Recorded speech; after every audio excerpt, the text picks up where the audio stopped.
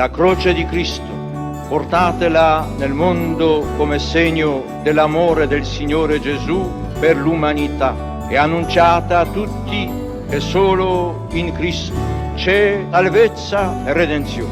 Vuestra fuerza es mayor que la lluvia. Gracias por esa alegría y resistencia. Vocês são os atletas de Cristo. Vocês são os construtores de uma igreja mais bela, de um mundo melhor. Ora, o meu nome é Inês Pereirinha e venho de Coimbra. Tenho 48 anos e sou casada, tenho 4 filhos e participei nas Jornadas Mundiais da Polónia em Częstochowa em 1991.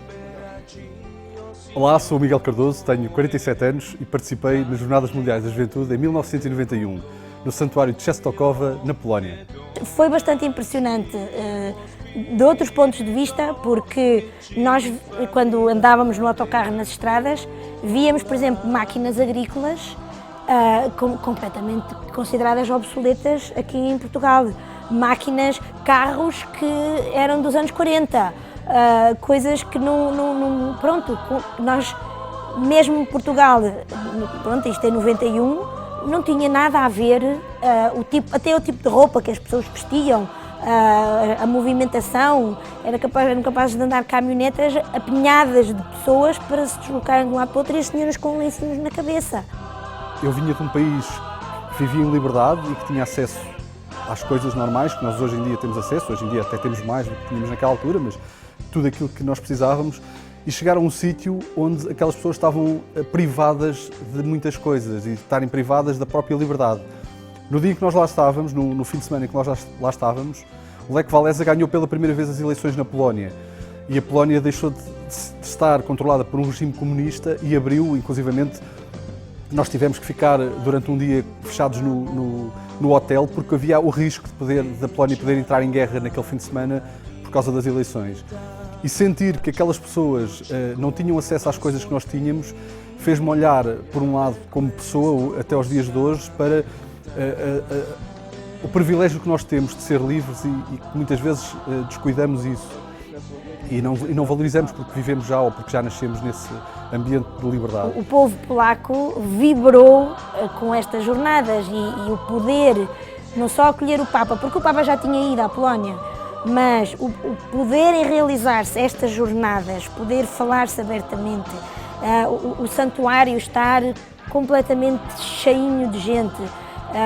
E foi muito interessante porque, claro que houve muitas medidas de segurança, mas dos relatos que se soube depois, mais tarde, com 2 milhões de jovens não houve nunca problemas, não houve desacatos, não houve problemas de situações de insegurança, não houve complicações, correu tudo bem, porque houve um respeito dos que vieram de fora em relação àquele povo que estava a receber-nos de uma maneira fora daquilo que era o seu hábito, e uma alegria imensa do povo polaco de nos poder acolher. A experiência de comunhão, de comunidade, de estar com todas aquelas pessoas que acreditavam no mesmo que eu acredito e que viviam as coisas da forma que eu também vivia, isso foi um legitimar da minha fé e um reforçar da minha fé que se manteve até aos dias de hoje, com toda a certeza. Uma alegria imensa das pessoas poderem receber-nos. E quando eu digo, era uma alegria que não é só estou muito contente, era uma alegria palpável, porque em Częstochowa, por exemplo, todas as pessoas tinham as portas das casas abertas e tinham mesas com bebida, com água, com uns bolinhos, para poderem acolher nós que estávamos a passar. Era uma pessoa fantástica. A proximidade que ele conseguia criar, a intimidade que ele conseguia criar com aquele 1.700.000 jovens, era como se ele estivesse no sofá connosco a conversar na sala.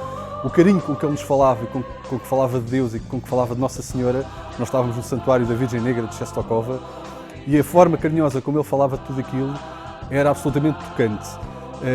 E depois havia aquela familiaridade dele ser polaco e de estar em casa, digamos, estava a jogar em casa, e isso percebia-se que da parte dele também havia essa ternura de se sentir em casa, especialmente ali na Polónia, e naquele momento tão importante. João Paulo II era um homem novo, era um homem que tinha um discurso com ideias importantíssimas, mas muito interpelava-nos muito. Era um homem que falava diretamente para nós, jovens, que tínhamos 20 e poucos anos na altura. Nós temos ido visitar a casa onde o Papa João Paulo II viveu e cresceu, e poder tocar e passar ali na sala e nos objetos dele, e lembro-me perfeitamente dos skis e das botas de ski que ele utilizava, e foi quase como sentir que, no fundo, era possível ser uma pessoa normal e essa pessoa tornar-se Papa, tornar-se aquela pessoa tão grandiosa e hoje, nos dias de hoje, nós sabemos ter-se tornado santo. Era quase como legitimar a ideia que ele nos passava muitas vezes, que era: não tenham medo de ser santos. E ele era uma pessoa como qualquer um de nós, ou como qualquer um de vocês que podem agora ir participar nestas jornadas, e que não teve medo de ser santo e de dar a vida pelo serviço aos outros. Isso foi marcante. Dentro do meu autocarro, que era o 63, organizado pela comunidade Emmanuel. Portanto, éramos muitos. Só vindos dentro da dinâmica da comunidade Emmanuel, fora o resto.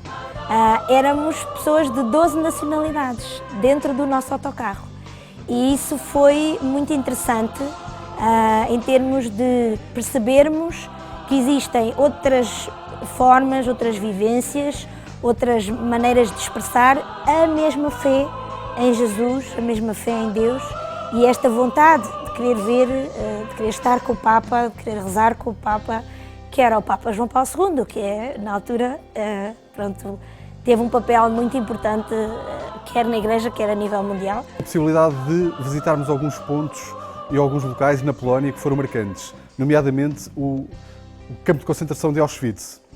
Foi uma experiência, foi entrar naquelas entranhas de pecado e de assassinato, onde se calcula que tenham sido mortas cerca de 1.300.000 pessoas, prisioneiros, de uma forma atroz, e ter entrado naquelas entranhas daquele pecado foi uma coisa que remexeu por dentro em todos nós e que nos marcou para o resto da vida.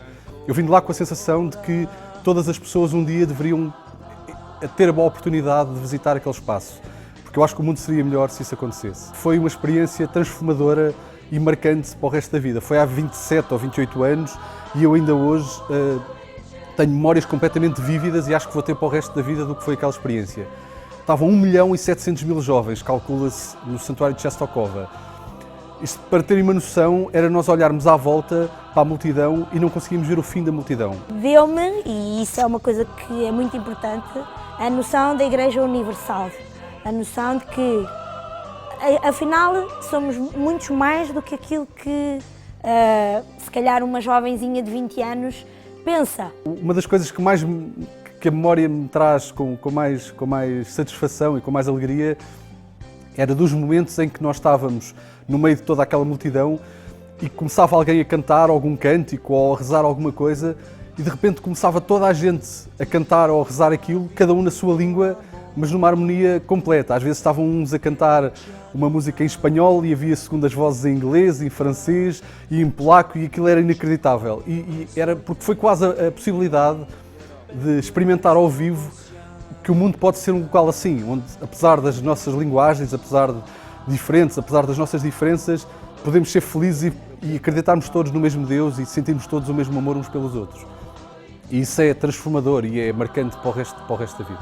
Foi tão maravilhoso ter ido que não é possível eu ficar quieta no meu cantinho como se, fosse uma experienciazinha que tinha sido simpática. Não, isto é uma coisa que eu gostaria que muitos outros pudessem participar, muitos outros pudessem ir e pudessem, antes de ir, conhecer Jesus e portanto, há um apelo à evangelização. E isto dá-nos uma dimensão da universalidade.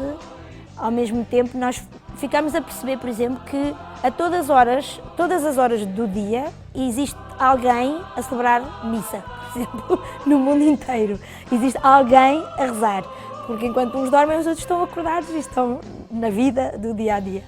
E isto é para quem é jovem, e ao longo da nossa vida, da minha vida, dá-me uma noção de família e de que não estamos sozinhos e de que é possível, que o mundo que há esperança para o mundo.